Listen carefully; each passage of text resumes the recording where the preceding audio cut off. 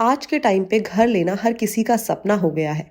लेकिन बढ़ती महंगाई में घर लेना काफी मुश्किल हो चुका है, जिसके चलते लोग घर लेने के लिए लोन का सहारा लेते हैं। लेकिन लोन लेते वक्त काफी ज्यादा कंफ्यूज भी रहते हैं कि कैसा लोन लिया जाए, कहाँ से लोन लिया जाए जिसमें उन्हें कम से कम इंटरेस्ट देना पड़े। क्योंकि हम लोन के इंटरेस्ट को देखकर ही कुछ लोग घर लेने के प्लान को बदल देते हैं।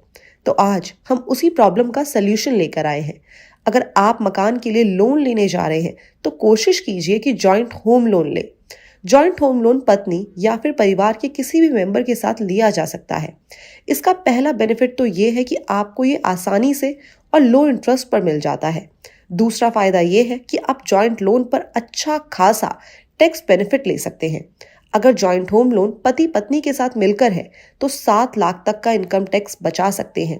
जॉइंट होम लोन के मामलों में दोनों बोरोवर्स इनकम टैक्स एक्ट के सेक्शन 80C और सेक्शन 24B के तहत इनकम टैक्स बेनिफिट का दावा कर सकते हैं।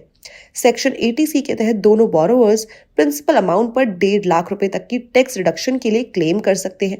वहीं सेक्शन 24B के तहत दोनों 2 लाख रुपए तक के होम लोन ब्याज पर कटौती के लिए क्लेम कर सकते हैं।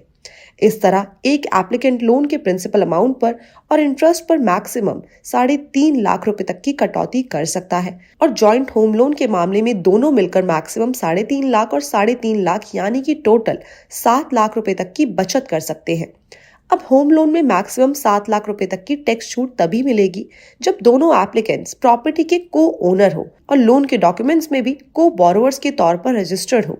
साथ ही ईएमआई का पेमेंट दोनों की तरफ से किया जा रहा हो। अब मान लीजिए अगर आप प्रॉपर्टी के पेपर्स में मालिक की हैसियत से रजिस्टर्ड है, लेकिन होम लोन के पेपर्स में आपका नाम को बोरोवर्स में शामिल नहीं है, तो आपको इसका फायदा नहीं मिलेगा। क्योंकि को बोरोवर्स होने का मतलब ये है कि लोन का रीपेमेंट उनकी जिम्मेदारी भी है।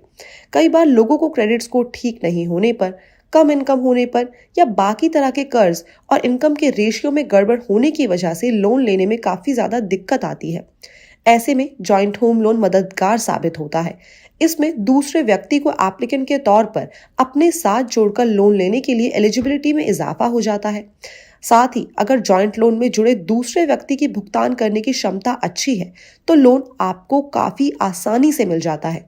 और आपको बता दें कि सिंगल लोन एप्लीकेंट को उसकी इनकम के हिसाब से लोन दिया जाता है, लेकिन जॉइंट लोन में दोनों की टोटल इनकम को देखा जाता है। ऐसे में लोन अमाउंट की लिमिट बढ़ जाती है। इसके साथ ही साथ अगर आप जॉइंट होम लोन किसी महिला को एप्लीकेंट के साथ मिलकर लेते हैं तो आपको लोन थोड़े कम इंटरेस्ट रेट पर मिल जाता है। बहुत से बैंक्स और एनबीएफसीज महिला को एप्लीकेंट के लिए होम लोन की अलग अलग ब्याज दर देते हैं। ये रेट आमतौर पर नॉर्मल रेट से लगभग 5 बेसिस पॉइंट्स कम होता है।